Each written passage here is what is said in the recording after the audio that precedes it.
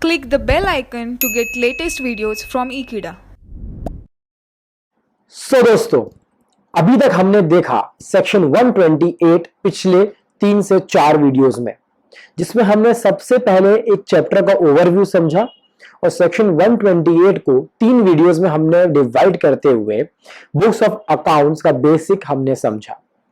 अब हम चालू करेंगे हमारा अगला टॉपिक जो है सेक्शन 129।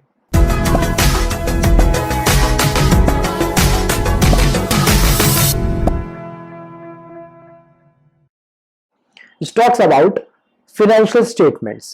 फाइनेंशियल स्टेटमेंट और बुक्स ऑफ अकाउंट्स में क्या डिफरेंस है, ये हमने पहले ही हमारे बेसिक शीट में देख चुके हैं। पर जो लोग पहली बार यह वीडियो देख रहे हैं उनके लिए मैं एक बार फिर से बताना चाहूंगा कि बुक्स ऑफ अकाउंट्स एक अलग चीज है, फाइनेंशियल स्टेटमेंट्स अलग चीज है। बुक्स एंड पेपर्स और बुक्स और पेपर्स तीनों अलग अलग चीज है। बुक्स ऑफ अकाउंट्स में हम क्या कवर करते हैं? बुक्स ऑफ अकाउंट्स में हम जितना भी अमाउंट हमने स्पेंड किया है, एक्सपेंड किया है, वो जितना अमाउंट हमने रिसीव किया है, वो हमारी असेट्स एंड लायबिलिटीज और हमारे सेल्स एंड परचेसेस और इसके अलावा सभी कॉस्ट आइटम्स। मतलब कि अगर आप सेक्शन 148 मतलब कि कॉस्ट रिकॉर्ड्स के हिसाब से आप उस एप्लीकेबिलिटी में, मतलब वो कंपनी अगर फिट बैठती है तो उसे वो सारे कॉस्ट आइटम्स को रिकॉर्ड करना जरूरी है। ये मैं बात कर रहा था बुक्स ऑफ अकाउंट्स की। ठीक है दोस्तों, अभी हम बात कर रहे हैं सेक्शन 129 जो बात करता है फाइनेंशियल स्टेटमेंट्स के बारे में। और फाइनेंशियल स्टेटमेंट्स मतलब कॉमर्स का सबसे पहली चीज जो हमें सिखाई जाती है वो ये है balance sheet, profit and loss account, cash flow statement. ये 3 चीजें और उसके अलावा explanatory notes to the financial statements जो रहेंगे और statement of change in equity. ये सभी चीजें फाइनेंशियल स्टेटमेंट का पार्ट होती है। ठीक है, तो सेक्शन 129 सबसे पहले तो ये बताता है कि वो फाइनेंशियल स्टेटमेंट जो आप मेंटेन कर रहे हो, जो आप बना रहे हो, प्रिपेयर कर रहे हो, वो किस फॉर्म में होना चाहिए और किस मैनर में होने चाहिए। ठीक है दोस्तों, अब आगे बढ़ते हैं। देखिए मेरी शीट में आपको दिखेगा 129 सेक्शन /CFS मैंने इसलिए कर रखा है कि हम कंसोलिडेटेड फाइनेंशियल स्टेटमेंट्स के बारे में इसमें बात करेंगे और इनका फॉर्म और मैनर क्या होता है। ठीक है, तो सबसे पहले फाइनेंशियल स्टेटमेंट्स भी ट्रू एंड फेयर व्यू के साथ में तो होने ही चाहिए। जब आप बुक्स ऑफ अकाउंट्स के लिए आप सेक्शन 128 में ये बोल रहे थे कि उनको ट्रू एंड फेयर होना जरूरी है, तो यहां भी ऑब्वियसली अदर फाइनेंशियल स्टेटमेंट्स जो मेरी कंपनी की पूरी पिक्चर दिखा रहे हैं कि मेरी कंपनी की पोजीशन, स्थिति क्या है, वो ट्रू एंड फेयर ही होने चाहिए ना। अगर वो भी ट्रू एंड फेयर नहीं हुए तो फाइनेंशियल स्टेटमेंट्स आर रॉन्ग। ठीक है, तो पहला मैनर जो है वो ट्रू एंड फेयर व्यू के साथ में ही फाइनेंशियल स्टेटमेंट्स बनने चाहिए। ठीक है, अब इसके बाद एक नया वर्ड आएगा जिसे कहते हैं शेड्यूल 3। शेड्यूल 3 ने बहुत तहलका मचाया था जब वो आया था। ठीक है, और शेड्यूल 3 है क्या? वो और कुछ नहीं, सेक्शन जो अभी वाला जो सेक्शन है, जो हमारा सेक्शन 129 है, वो प्रिस्क्राइब करता है शेड्यूल 3 को। और schedule 3 is about general and specific instructions जो आपको फॉलो करने पड़ेंगे when you are preparing your financial statements. ऐसी क्या चीजें हैं शेड्यूल 3 में? शेड्यूल 3 में फॉर्मेट है बैलेंस शीट का, P&L अकाउंट का जैसा होना चाहिए, और दूसरी बहुत सारे जनरल इंस्ट्रक्शंस हैं जो हमको शेड्यूल 3 बताता है। तो फाइनेंशियल स्टेटमेंट्स को पहली चीज आपको ट्रू एंड फेयर होना जरूरी है, और दूसरी चीज आपको शेड्यूल 3 के हिसाब से फाइनेंशियल स्टेटमेंट्स बनाना जरूरी है। ठीक है दोस्तों, तो 2 चीजें हमने समझ ली फाइनेंशियल स्टेटमेंट के बारे में अभी तक। तीसरी चीज अब हम देखते हैं, 2 यूनिक वर्ड्स थे, ट्रू एंड फेयर व्यू और शेड्यूल 3। इनको हमको फॉलो करना पड़ेगा। और तीसरी चीज है अब जो इंपॉर्टेंट है, जो हमारे अकाउंट्स की, जो हमारे कॉमर्स की ABCD है, जिसे हम कहते हैं अकाउंट्स की ABCD, which is accounting standards. ठीक है, अकाउंटिंग स्टैंडर्ड की हिस्ट्री में भी एक तहलका आया जिसे हम कहते हैं इंडियन अकाउंटिंग स्टैंडर्ड्स। ठीक है, तो वो जब आया तो उसकी एप्लीकेबिलिटी भी आई। तो आपके जो फाइनेंशियल स्टेटमेंट्स होंगे, जो आपकी कंपनी को अकाउंटिंग स्टैंडर्ड्स फॉलो होते हैं, अकाउंटिंग स्टैंडर्ड्स या फिर इंड एस जो आपको अप्लाई होते हैं, उन अकाउंटिंग स्टैंडर्ड्स को, इंड एस को फॉलो करते हुए आपको आपके फाइनेंशियल्स बनाने पड़ेंगे। देखिए बहुत ही लॉजिकल चल रहे हैं हम। पहली चीज ट्रू एंड फेयर, मतलब जो चीज जैसी है उसको वैसी रखिए। आप शेड्यूल 3 का फॉर्मेट और शेड्यूल 3 के इंस्ट्रक्शंस फॉलो करिए, और आप तीसरी चीज जो अकाउंटिंग स्टैंडर्ड्स है या फिर इंड एस है आप उनको फॉलो करिए। अब अगर ये सब डेविएशंस कुछ होते हैं, मतलब कि अगर आप फॉलो नहीं कर रहे हैं अकाउंटिंग स्टैंडर्ड के, इंड एस के हिसाब से आपके फाइनेंशियल्स नहीं है, तो आपको क्या करना पड़ेगा? तो आपको आपके फाइनेंशियल्स में डिस्क्लोजर करना पड़ेगा। डिस्क्लोजर करना पड़ेगा मतलब आपको बताना पड़ेगा कि डेविएशन हुआ है, हमने ये अकाउंटिंग स्टैंडर्ड फॉलो नहीं किया है, उससे इतना डेविएशन हुआ है। अच्छा ओके, पर डेविएशन क्यों हुआ है? तो रीजन फॉर डेविएशन आपको बताना पड़ेगा।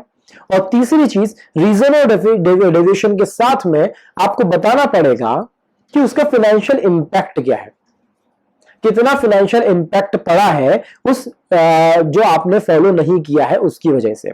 तो तीन चीजें हो गई। फाइनेंशियल स्टेटमेंट हमने ट्रू एंड फेयर व्यू के साथ में होने चाहिए। ट्रू एंड फेयर व्यू के साथ में शेड्यूल 3 फॉलो करिए। शेड्यूल 3 के बाद में एएस और इंड एस को भी फॉलो करिए। अगर नहीं कर रहे हैं तो आप फिर डेविएशन का रीजन और डेविएशन और उसका फाइनेंशियल इंपैक्ट जो है आप उसको अपने फाइनेंशियल्स में डिस्क्लोज करना पड़ेगा।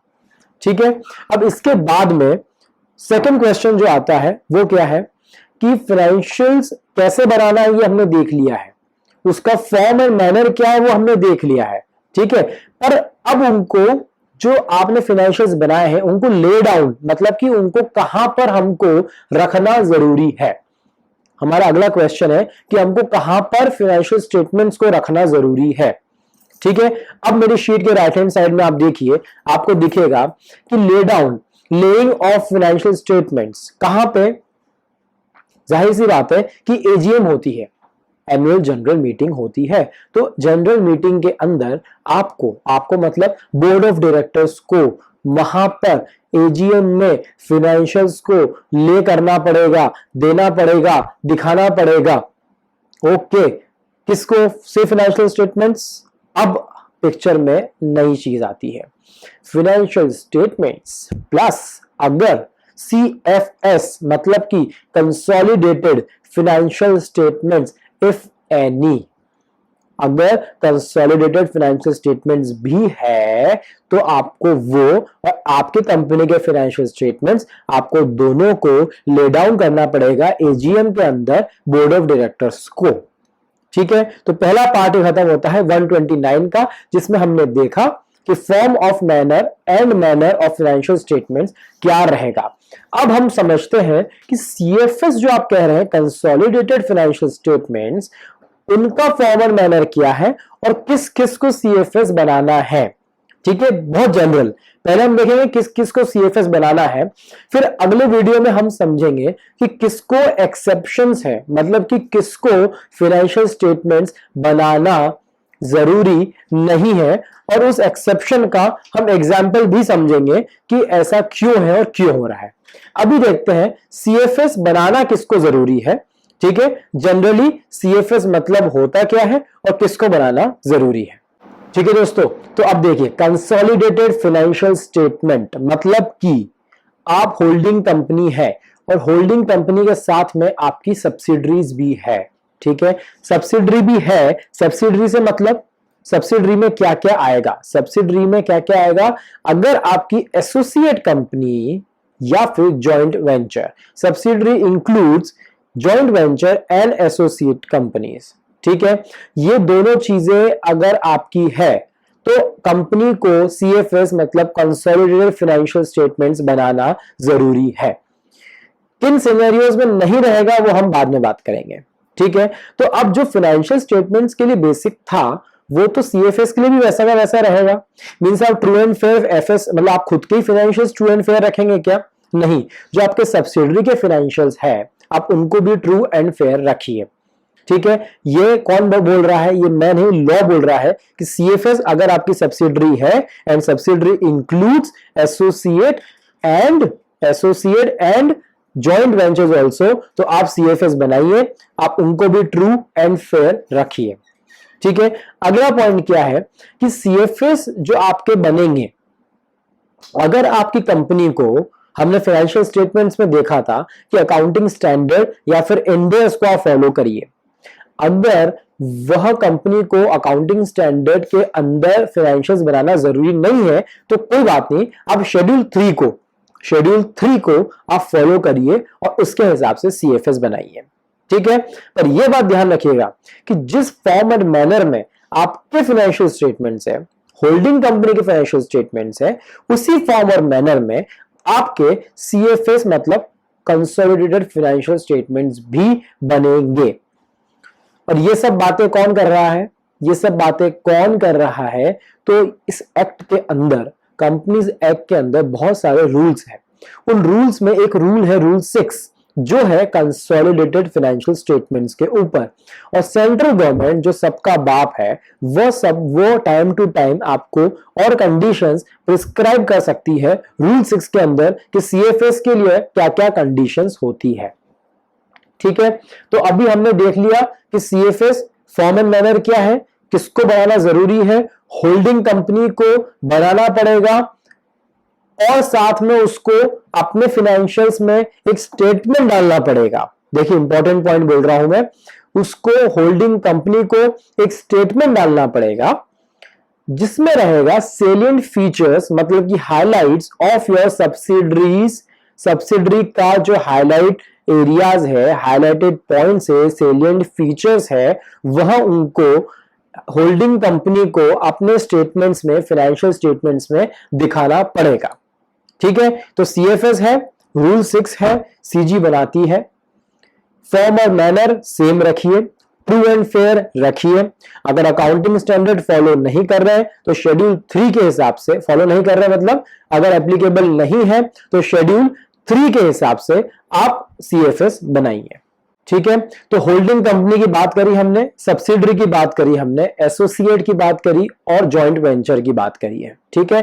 तो subsidiary company includes associate and joint ventures also. Holding company को सब्सिडरी के साथ में सीएफएस बनाने पड़ेंगे और उसके साथ में एक स्टेटमेंट देना पड़ेगा जिसमें सेलिएंट फीचर्स होंगे ऑफ सब्सिडरी, जिससे हम कहते हैं एओसी 1। इस फॉर्म के अंदर आपको देना पड़ता है। और सीएफएस का फॉर्म एंड मैनर और 3 बेसिक चीजें याद रखिए। कौन सा? True and fair, schedule 3, Ind AS and AS. Deviation किया तो बता दीजिए क्यों किया, कितना इंपैक्ट है और उसका रीजन क्या था। हर एजीएम पर बोर्ड ऑफ डायरेक्टर्स को फाइनेंशियल स्टेटमेंट्स और सीएफएस रखना जरूरी है, ठीक है।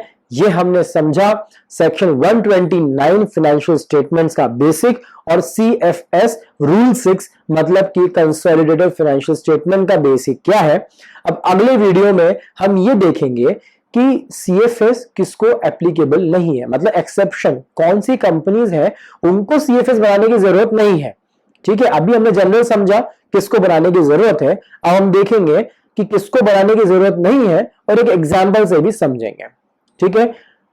Thank you for watching the video. अगर आप पहली बार देख रहे हैं तो सब्सक्राइब कीजिए ईकीडा चैनल को, और इसी तरह फ्लो में आपको छोटे छोटे वीडियोस हम दिखाएंगे जिसमें बड़े बड़े टॉपिक्स घर बैठे बैठे आपके लिए अवेलेबल रहेंगे। Thank you for watching the video.